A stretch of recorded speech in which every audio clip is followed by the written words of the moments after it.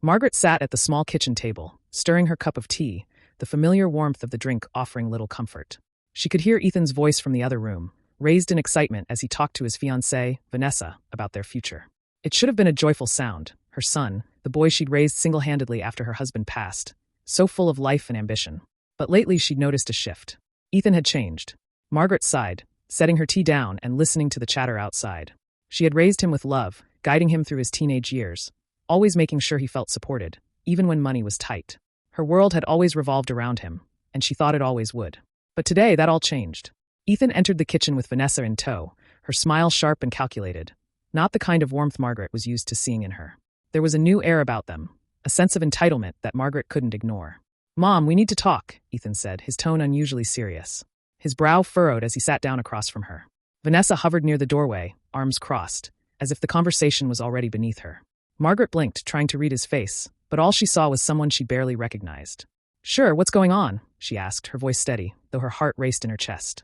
Ethan took a deep breath. "Vanessa and I have been talking about our future, and we've come to a decision. We want you to move in with us." Margaret froze, her mind working to catch up. "Move in? What do you mean?" Vanessa stepped forward, her eyes narrowing slightly. "You'll help around the house, take care of the cooking, cleaning. Things a mother would do for her son." Margaret's heart sank. It was the first time Vanessa had spoken to her like that, like she was some hired help.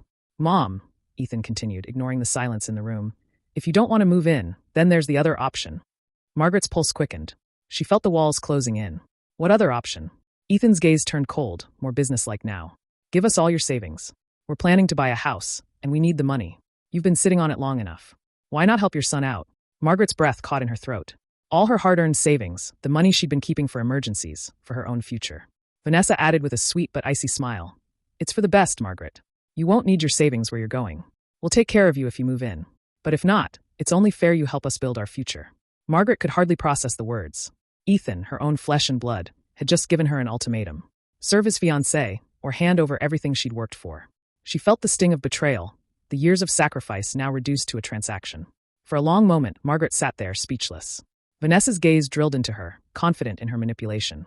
Ethan stared at his mother, waiting for her answer.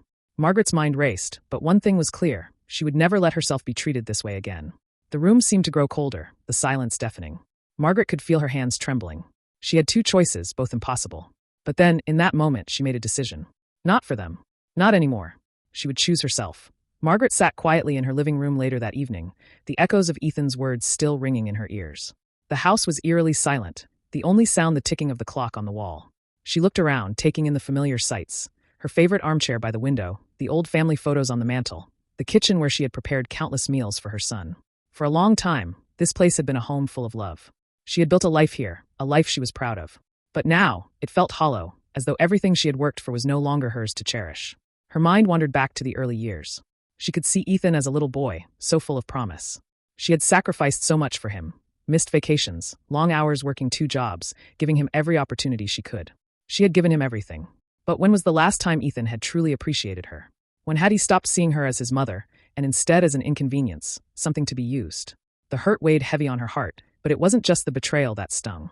It was the realization that, all this time, she had been living for everyone else. She had lived for her son, for her husband, for the people around her. But who had ever truly lived for Margaret? She thought about her own mother.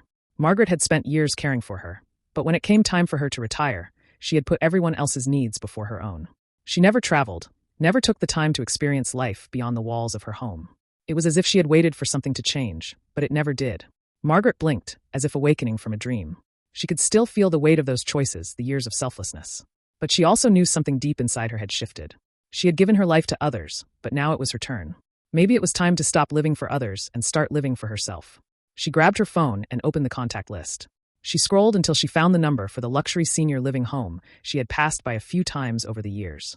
It was a place she had heard about from friends, a place where people her age could live comfortably, surrounded by activities, companionship, and respect. As she dialed the number, a wave of uncertainty washed over her. Could she really do this? Could she let go of the life she had built and step into the unknown? The phone rang. "Hello, this is Rosewood Heights Senior Living. How can I help you?" Margaret hesitated for a moment, but then, with a steadiness she hadn't known she still had, she spoke. "I'd like to know more about your services. I'm interested in moving in." The conversation felt surreal, but as the words flowed, Margaret felt a sense of relief, like a weight lifting from her shoulders. She hung up the phone, her heart still racing. But this time it wasn't from fear, it was from something new. Something that had been buried for so long. Hope. She was doing this for herself. No one else. The days after Margaret made the call to Rosewood Heights Senior Living felt like a whirlwind. Every corner of her home seemed to close in around her as she began making preparations for the biggest change of her life. She had always prided herself on being strong, capable, independent. But now, she was planning to leave everything she knew behind. Margaret's decision to move into a luxury senior home was unexpected, even to her. She had spent so many years putting her son first, placing her own desires and happiness on hold. But the more she thought about it, the clearer it became. She had worked tirelessly all her life, and if there was ever a time to live for herself, it was now. Her savings, her hard-earned savings, would be spent on herself for the first time in decades. No more holding back. No more pretending she was fine with the life she had accepted. She had the right to enjoy her final years in peace, comfort, and respect. And if Ethan didn't understand that, it was his loss. She called the senior home back to finalize the details. They offered a beautiful, fully furnished apartment with a wide range of amenities. Meals prepared by professional chefs, a gym, a spa, a library, and even organized outings. Margaret's heart began to race as she realized she was no longer planning a future of constant sacrifice. Her room would overlook a serene garden, a place where she could read in the mornings or take a walk in the afternoons.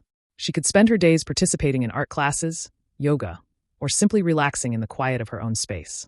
When the arrangements were made, Margaret sat down and wrote a letter to Ethan. She wasn't sure how he would react, but she knew it was time to stop hiding from the truth. She needed to stand her ground, even if it meant alienating her only child. Dear Ethan, I know you've always thought of me as a safety net, someone you could rely on no matter what. I've done everything in my power to give you the best life possible, but it seems the time has come for me to take care of myself. After careful thought, I've made the decision to move into Rosewood Heights Senior Living. It's a place where I can enjoy my life, focus on my well-being, and finally live the way I've always dreamed. This is not a choice I made lightly, but I believe it's the right one for me. I've always put others first, and now it's my turn to live for myself. I won't be giving you my savings as you've asked.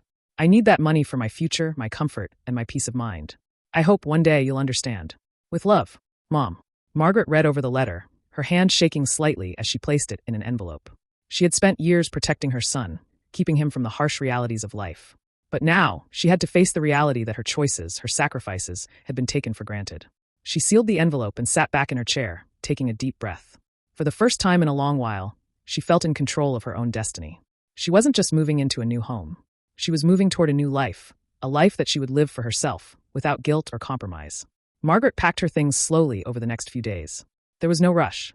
She made sure to take her time, to savor the last moments in the home she had built with so much love. As the day of her move-in approached, Margaret felt an overwhelming sense of peace settle over her. She had made the right choice. The day Margaret moved into Rosewood Heights was filled with mixed emotions. As she packed the last of her belongings, there was a quiet sense of finality. She looked around her home one last time, the walls now echoing with memories of laughter, tears, and years of sacrifice. It was bittersweet, but Margaret knew deep down that this was her time, her moment to live for herself. When the movers arrived to help her settle into her new apartment, she was excited but nervous. She hadn't seen Ethan since she made her decision, and she hadn't heard from him after sending the letter. She knew he wouldn't take her choice well, but she hadn't expected the storm that was about to hit. Later that afternoon, as she was unpacking in her new apartment, her phone rang. The number flashing on the screen was familiar, Ethan. Margaret hesitated for only a moment before answering. Mom, what the hell are you doing? Ethan's voice on the other end was sharp, filled with anger and disbelief. Hello, Ethan, Margaret said calmly, trying to steady her voice. I'm settling in. I've moved into Rosewood Heights. You moved in? Are you out of your mind? Ethan's voice grew louder, and Margaret could practically hear his frustration pouring through the phone. How could you choose this place over your own son? Over helping me and Vanessa? You're throwing everything away. This is unbelievable. Margaret closed her eyes, taking a deep breath. She had anticipated this, but hearing his words still cut deep. Ethan, I didn't throw anything away. I've been putting you first my entire life. It's time for me to do something for myself. Something for yourself? Ethan's laugh was bitter. You're selfish. You've always been selfish. You think you can just throw your money at this place and forget about us? About me? About your own son who's trying to build a life. His voice wavered, but the anger was unmistakable. I'm not throwing my money away, Margaret said, her tone unwavering. I'm taking care of myself for once. This is about my happiness. I've earned the right to live in peace. There was a long pause, followed by a sharp intake of breath. Ethan's voice softened, but it was still laced with contempt. You're throwing me under the bus for your little vacation, Mom. I need that money. I told you. Either help me or just move out of the way and let me and Vanessa live our lives. You can't just leave me with nothing. Margaret felt the sting of betrayal. She had always been there for him, always had his back, but now it was clear that all her sacrifices had meant nothing. Ethan's words weren't about love or gratitude. They were about control, about her continuing to serve him without question. "I can't do this anymore, Ethan," she said, her voice steady but heavy with emotion. "I can't keep living my life for you. I've spent so many years thinking I had to give everything, but that's not how life works. I'm sorry, but I can't be your servant anymore." Ethan's voice broke. "So that's it? You choose a luxury senior home over your own son? I've been there for you, Mom. And now you're turning your back on me?" Margaret felt her throat tighten, but she kept her composure. "I'm not turning my back on you. I'm choosing to live the way I want, to have peace in my life, to have respect. I love you, Ethan, but I can't keep sacrificing everything for you. I've already done that for years." The silence on the other end of the phone was suffocating. Ethan didn't say anything for a long time, and for a moment, Margaret wondered if he understood. But then he spoke again, and his words hit her like a cold slap. "Fine," he spat. "You'll regret this. You'll see. You'll regret choosing that place over me and Vanessa." Margaret swallowed the lump in her throat. "I've made my choice. I'll always love you, but I won't regret doing what's best for me." And with that, Margaret hung up the phone. The tears she'd been holding back welled up, but this time, they weren't tears of regret. They were tears of release. For the first time in years, she felt as though a heavy weight had been lifted off her shoulders. As she set the phone down and looked around her new apartment, a sense of peace washed over her. She was free. She had made the right choice. She would live her life for herself, and whatever Ethan decided to do, that was his journey now. The next few weeks at Rosewood Heights were a revelation to Margaret. At first, the change was overwhelming. She had spent so much of her life in one place, tied to routines that revolved around her family's needs, that the quiet of her new apartment seemed foreign. The soft sounds of laughter in the hallways, the clink of silverware at dinner, and the hum of conversation around the community center felt like a new world. But as the days passed, Margaret found herself beginning to adjust. She was greeted by smiling faces and gentle conversations. The residents at Rosewood Heights, all of them in various stages of their own lives, had been where Margaret was, caring for others, living through long years of self-sacrifice. They understood her in a way few people ever could. She found comfort in the peaceful walks through the gardens, the laughter of the other residents during their afternoon tea, and the various activities that gave her a sense of purpose she hadn't felt in years. Every day, she felt more and more like herself. She started participating in art classes, which she hadn't done since her younger years, and even took up a yoga class to calm her mind.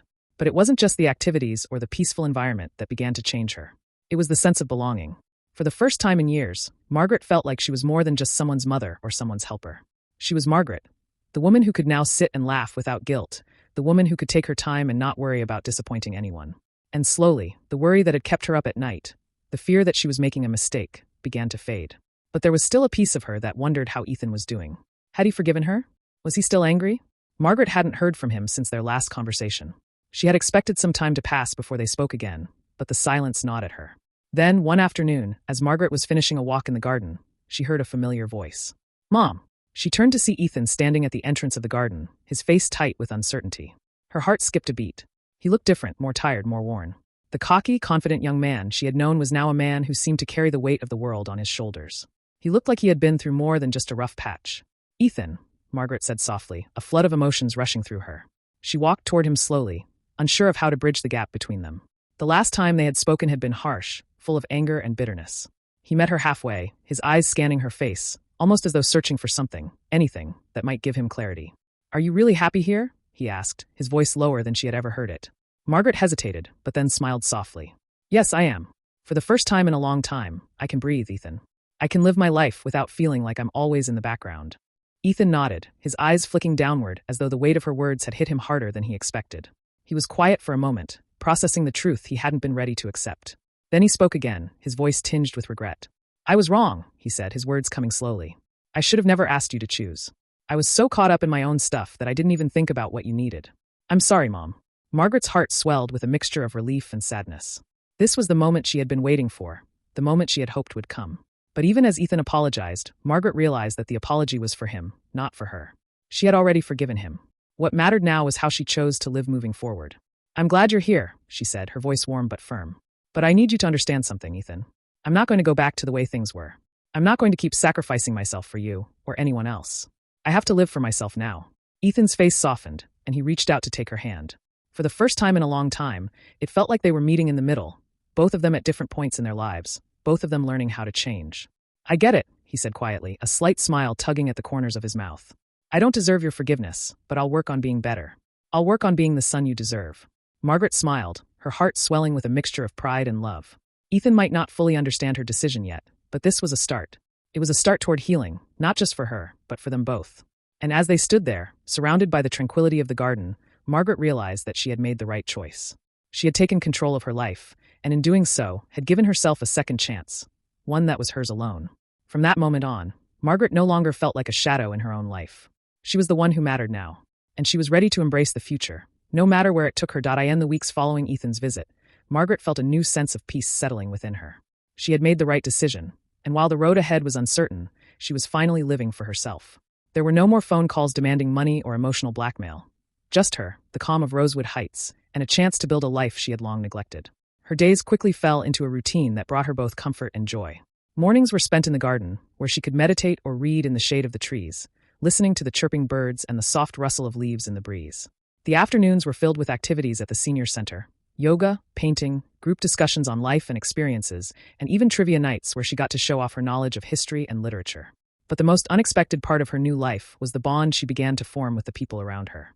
At first, Margaret had been wary of opening up to anyone, especially considering how long she had spent focusing solely on her family. But as time passed, she realized that she was surrounded by a group of people who understood her in ways she hadn't expected. There was Hazel, a widow in her late 70s, who had lived a life of adventure before retiring. Hazel had traveled the world, hiked the Andes, and had even written a book on her experiences, which Margaret had found fascinating. Hazel often invited Margaret to join her for afternoon walks, telling stories of the places she had visited. And gradually, Margaret began to see that her own life wasn't over. It was just beginning. Then there was Linda, a former elementary school teacher, who had spent decades molding young minds. Linda had a quiet grace about her, and her laughter was infectious. Every time Margaret sat with Linda, the conversations flowed easily. They would talk about their lives, their dreams, and their pasts, and Margaret found herself looking forward to these moments, cherishing the laughter and the genuine connection they shared. Over time, the people at Rosewood Heights became more than just fellow residents. They became her new family. They understood her needs, her desires, and most importantly, they respected her as an individual. They encouraged her to take part in things she had always wanted to try, but never had the chance to: painting classes, writing workshops, and even volunteering at local schools to share her knowledge and experiences. It was as though a door had been opened to a whole new world of possibilities. However, as Margaret began to feel more comfortable, her son's visits became fewer and farther apart. After his initial apology, Ethan had promised he would change, but the calls had dwindled. His relationship with Vanessa seemed to consume most of his time, and it hurt Margaret to see how little effort he made to stay involved in her life. One day, as she sat in the cozy lounge area, sipping tea with Hazel, her phone buzzed. It was a text from Ethan. "I need to talk to you. I'm coming by tomorrow." Margaret's heart skipped a beat. She had tried not to dwell on the fact that Ethan hadn't been around, but deep down, she had hoped their relationship would return to a better place. She had no idea what to expect, but the uncertainty of it all stirred something in her. An emotion she hadn't realized was still lingering. The fear of rejection, of being forgotten again, clawed at her. The next day, Ethan arrived at Rosewood Heights, looking tired but earnest. He had a serious look on his face, and Margaret's heart tightened. She rose from her chair, her palms suddenly sweaty. "Hi, Mom," Ethan said quietly. He glanced around, clearly feeling out of place in the well-appointed lobby. "I hope it's not a bad time." Margaret gave him a soft smile. "It's never a bad time, Ethan. Let's sit down and talk." They found a quiet spot by the window, where the late afternoon sun bathed the room in a golden glow. For a moment, neither of them spoke. Ethan seemed unsure of where to start, and Margaret was waiting for him to take the lead. Finally, after a long silence, Ethan spoke. "I've been thinking a lot about what you said, and about everything that happened. I've been selfish, and I've been blind. You were right to take a step back. I've been looking at everything through a narrow lens, and I realize now that I was so caught up in my own problems that I couldn't see how much you were giving up. I'm sorry, Mom." Margaret felt a lump form in her throat. This was what she had hoped for, a real conversation. Ethan was finally acknowledging his mistakes. She had wondered if this day would ever come, and now, here it was. "I'm glad you're here, Ethan," Margaret said gently, her voice steady. "But I need you to understand, I can't go back to the way things were. I can't give everything I have to you and Vanessa anymore. I have my own life now, and I intend to live it fully." Ethan looked down, his face contorted with guilt. "I understand. I don't want to control you anymore, Mom. I want to be a better son. And I want you to be happy." Margaret reached across the table and took his hand, squeezing it. "You don't need to make it up to me, Ethan. I just want you to know that I'm doing what's best for me. I still love you, and I always will. But this is my time now, and I need to make it count." There was a long pause as they both sat there, the weight of the conversation sinking in. For the first time in years, there was no tension, no hidden resentment. Only the quiet understanding that things had changed, and they both had to move forward, not backward. As Ethan stood to leave, he gave his mom a long hug. It was brief, but for Margaret, it was everything she had been waiting for, a sign that her decision, while hard, was the right one. She could feel the shift in their relationship, and though it would take time, Margaret knew things would get better between them. As Ethan walked out, Margaret sat back in her chair, looking out at the gardens once more. The future was wide open now. She had taken control, made her choices, and had finally given herself the chance to live with peace, respect, and love. And with that, she smiled. The days that followed Ethan's visit felt like a new chapter in Margaret's life. The weight of old grudges, the silent guilt of years spent giving up pieces of herself for her son, had finally lifted. She had found her voice again, and that was a gift she cherished deeply. As time went on, Margaret continued to thrive at Rosewood Heights. Her life had been transformed from the solitude of self-sacrifice to the joy of discovery, connection, and fulfillment. Each new friendship she formed, each new activity she joined, became a part of the fabric of her life.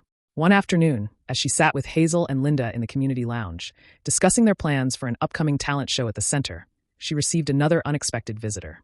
This time, it was Vanessa, Ethan's fiancée. Vanessa walked in, her usual confident, polished demeanor now tempered by a quiet vulnerability. She seemed out of place in the cozy, warm surroundings of Rosewood Heights. Margaret was surprised to see her. After all, she had never really had a personal relationship with Vanessa beyond the occasional awkward family gatherings. "Hi, Mrs. Watson," Vanessa said softly, her eyes downcast as she stepped into the room. "I hope I'm not interrupting anything. Can we talk?" Margaret looked up from her seat, a bit taken aback but nodded. "Of course, Vanessa. Please sit down." Vanessa hesitated for a moment before sitting down across from her, a nervous glance passing over her face. Margaret could see the tension in her shoulders and the uncertainty in her eyes. "I'm sorry to just show up like this," Vanessa began, her voice quiet. "I've been thinking a lot about what happened, about how everything went down with Ethan and you. I just wanted to come here to apologize and to make things right." Margaret studied her for a moment. She had no reason to believe Vanessa's apology was anything more than words, but she also knew that growth could come from the most unlikely places. "I appreciate that, Vanessa," Margaret said calmly, leaning forward slightly. "But I think we both know that this is really about you and Ethan, not about me. I don't need an apology from you. What matters is that you and he make things right." Vanessa's eyes filled with tears, and for the first time, Margaret saw the real woman behind the facade. The person who was struggling with her own guilt, her own fears about the choices she had made. "I was wrong too, Mrs. Watson," Vanessa whispered. "I pushed Ethan so hard to choose me, and I didn't consider how much it was costing him. I didn't think about what you were going through. I just wanted to win." Margaret's heart softened, and she reached across the table, touching Vanessa's hand gently. "It's okay. We all make mistakes. But it's important that you and Ethan talk. Really talk. And that you let him live his own life, just as I'm living mine." Vanessa nodded slowly, her lips trembling slightly. "I'll do that. I'll make things right with him, and I'll try to be better, not just for him, but for you too. I never meant for things to get so complicated. I want us all to have peace." Margaret smiled, a small but genuine smile.